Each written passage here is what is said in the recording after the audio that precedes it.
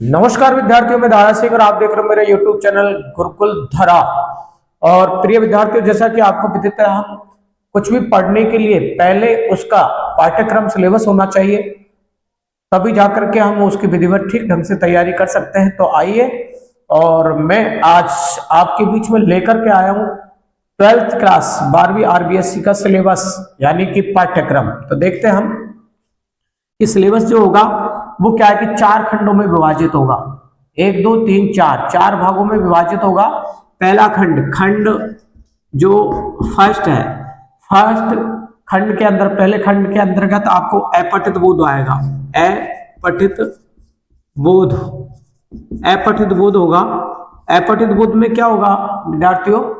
अपठित बोध में जो है आपके अपठित, जो कि क्या है आपके सिलेबस में नहीं है, तो अपठित गद्यांश आएगा और अपठित पद्यांश आएगा। अपठित पद्यांश या काव्यांश भी कहते हैं इसे। तो ये 6 नंबर का होगा, ये भी 6 नंबर का होगा। टोटल पेपर में नहीं बताया आपको, टोटल पेपर आपका जैसे 100 नंबर का, जिसमें से पेपर होगा 80 नंबर का और 17 अंक के होंगे 20 नंबर। इस तरह से ये टोटल 100 नंबर, 20 नंबर आपको स्कूल से जाएंगे और 80 नंबर आपके पेपर के थ्योरी के हैं। इस तरह से 100 नंबर का पेपर। तो अपठित बोध होगा खंड फर्स्ट में। अपठित बोध में अपठित गद्यांश होगा, अपठित पद्यांश होगा, जो पाठ्यक्रम में नहीं होगी, आपकी किताब में नहीं होगी, यानी अनसीन पैसेज जिसे बोलते हैं इंग्लिश में। ये इसमें भी क्या है, 3 प्रश्न जो है बहुचयनात्मक आएंगे और पद में भी 3 प्रश्न बहुचयनात्मक। बहुचयनात्मक का मतलब है ऑब्जेक्टिव टाइप के, और 3 जो आएंगे अति लघुतरात्मक प्रश्न। 3 आगे इसमें बहुचयनात्मक प्रश्न, और ये जो 3 है वो है अति लघुतरात्मक। अति लघुतरात्मक इसी तरह से इसमें है। तो ये हो गया किसका? ये होगा अपठित भोग यानी खंड 1 का। और क्या है, खंड जो है दूसरा होगा इसमें खंड 2। पहले खंड में तो केवल आपके अनसीन पैसेज यानी अपठित गद्यांश और अपठित पद्यांश से संबंधित प्रश्न आएंगे, जिसमें मैंने बताया 3 प्रश्न आपके बहुचयनात्मक, 3 प्रश्न अति लघुतरात्मक होंगे। ध्यानपूर्वक दीजिए। और ये 6 अंक के होंगे, 6 अंक के, ये 6 अंक के। समझ में आया आपको? इस तरह से ये टोटल जो होगा पहला खंड 12 अंक का होगा। दूसरा यानी खंड सेकंड जो होगा, खंड दूसरा जो होगा वो 18 नंबर का होगा। और इसके अंतर्गत क्या क्या होगा इसमें देखिए बेटा, रचनात्मक संबंधित, रचनात्मक लेखन आएगा। रचनात्मक लेखन, रचनात्मक लेखन में क्या है बेटा, इसके अंतर्गत जो है एक निबंध आएगा। क्या आएगा बेटा? निबंध आएगा। ये 5 नंबर का आएगा और ये बेटा 300 शब्दों में लिखा जाएगा। कितने शब्दों में लिखा जाएगा? 300 शब्दों में, 5 नंबर का। और इसमें एक पत्र होगा बेटा, एक पत्र होगा, ये भी 5 नंबर का होगा। और ये पत्र जो होगा औपचारिक होगा, कार्यालय पत्र जिसे कहते हैं, औपचारिक पत्र। ये औपचारिक पत्र होगा। समझ में आया आपको? इस तरह से क्या है कि ये 5 अंक का, 5 अंक का 10 अंक ये हो गए। बचे कितने? ये को टोटल रचनात्मक कितने का होगा? 18 अंक का। अब 8 नंबर बचे। तो 8 नंबर जो है बेटा आपके, 8 नंबर होगा आपके अभिव्यक्ति से संबंधित।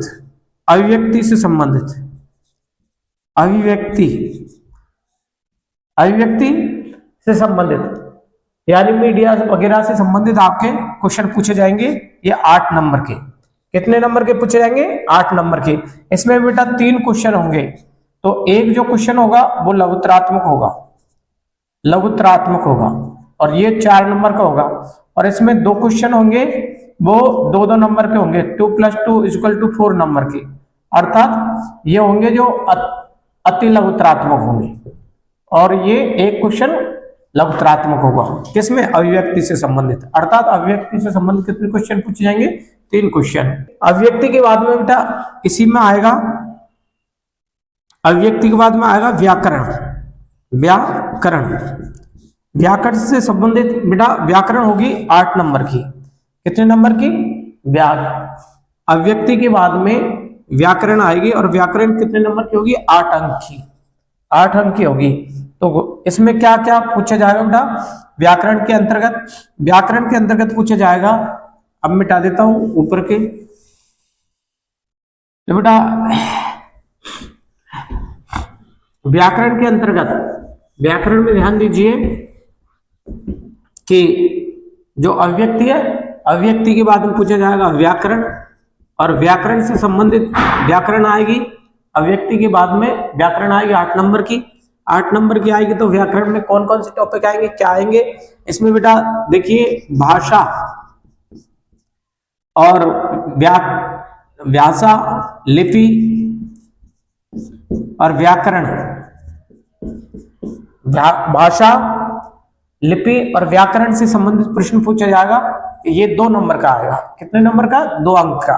फिर इसके बाद में बेटा जो पूछा जाएगा वो पूछा जाएगा बेटा शब्द शक्ति। क्या बेटा? शब्द शक्ति। ये शब्द शक्ति भी बेटा जो आएगी वो 2 अंक की आएगी। फिर पूछा जाएगा बेटा अलंकार। अलंकार भी बेटा 2 नंबर का, अर्थात ये खंड 2 का ही भाग है इसमें। तो ये कितने हो गए? 6 अंक के। तो व्याकरण कितने की आएगी? 8 नंबर की। और 2 नंबर के, 2 नंबर जो है पारिभाषिक शब्द, पारिभाषिक शब्द पूछे जाएंगे। पारिभाषिक शब्द जानते हो बेटा? जैसे हिंदी लिखना है, इंग्लिश शब्द आएंगे, जैसे ब्रोदर है, ब्रोदर को क्या कहते हैं? भाई। ऐसे पॉलिटिक्स, तो पॉलिटिकल क्या है? राजनीतिक। इस तरह के क्या कि हम हिंदी शब्द लिखने पड़ेंगे। तो ये पारिभाषिक शब्द जो है वो 2 नंबर के आएंगे। इस तरह से ये व्याकरण होगी 2, 2, 4, 6 और 2, 8, 8 नंबर की व्याकरण होगी।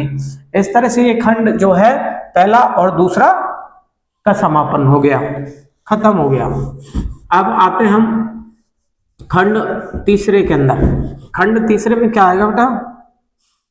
खंड तीसरा में जो होगा, खंड तीसरा होगा बेटा पुस्तक का। आरोह पुस्तक है, आपको पता है, आरोह भाग 2, 12th में आरोह भाग 2 पुस्तक चलती है हिंदी की।